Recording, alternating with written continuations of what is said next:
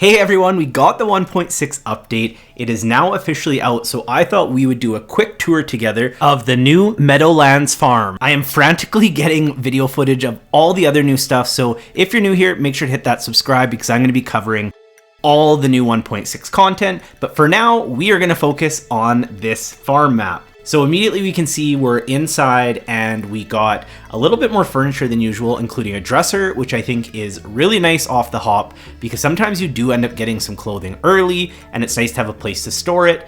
Also, we can check out the new wallpaper. So when I walked outside, I actually thought I accidentally had clicked the forest farm because it looks really similar, this little farming area to the south of your farmhouse. Tillable square wise, I think it is about the same as the farm map, which is what initially made me think that I made the mistake, but I noticed there wasn't a little pond right off to the side, so we are definitely in the right place.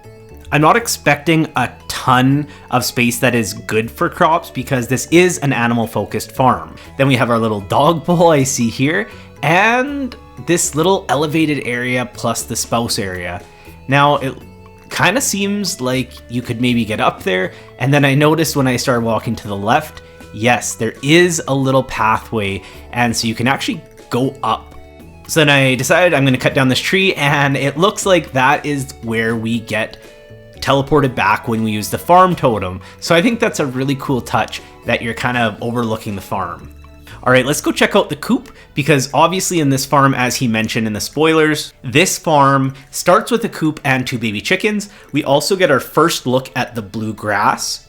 Now, I'm not exactly sure what the difference between the bluegrass and the green grass is. I think maybe it will just last a little bit longer. One of the most annoying things about raising animals is how often you need to replant grass or how big of a pasture you have to maintain the growth rate of the grass versus how quick your animals eat it. So I'm hoping the bluegrass it stays a little bit longer before it is eaten by the animals and then it has a chance to grow. That's my theory at this point anyways. We also see we have a nice waterfall to the left, and I'm not sure that we can get over there, so let's start exploring the rest of the farm and see what happens. I also was curious if this was a permanent fence, but I cut it down and it is just a buildable fence, so you can definitely extend this farm area later. We also have a section where there is decidedly no tillable spaces, so I think this is where you're going to put a lot of your chests, coops, barns, and a lot of your animal product makers. I also wanted to check to see if there was any bridges behind these trees, and so far we have not seen any.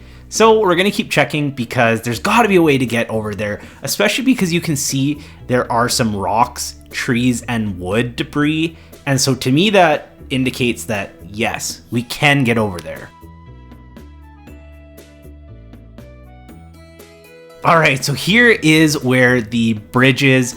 And of course, we're going to have to upgrade our axe before we can get over there. But that is good to know that there is that other area. This is going to make farm designing so cool. Now, as we head over to the west side of the map, we can see that there's also this river that connects to that waterfall, which indicates there is going to be some extra fishing in this map, which makes sense since it is an animal-themed map.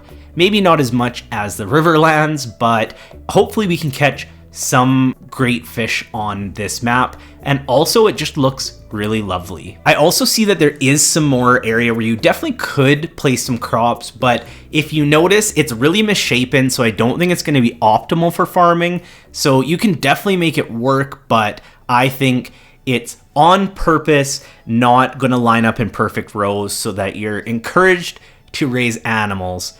I also wondered if this fence was something you could break. I didn't think so, but I tried it anyways, and we can see it's not.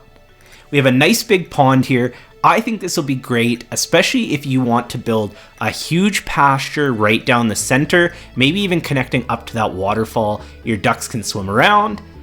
And then we see at the bottom of the farm here, this is the south exit. And I started to wonder, like, where's the cave? Because I haven't seen it yet, and we've pretty much gone around the whole farm, so it must be on this bottom quadrant.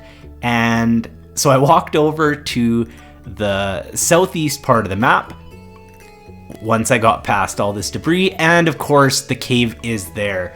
It's a little bit far for my liking because, especially trying to check it every day for the fruit bats or the mushrooms, it's a little bit further of a walk than I would like, but I also do like the look of it here, so I think I can sacrifice practicality for the aesthetics of it. So that's pretty much the whole farm. I'm gonna head back up to the farmhouse, and I think overall I'm gonna really enjoy this farm, especially with all the changes that have been made to animal products and some of the balance changes. I think it's gonna be a lot more worthwhile to raise animals. Let me know what you think in the comments. Are you gonna try out this map?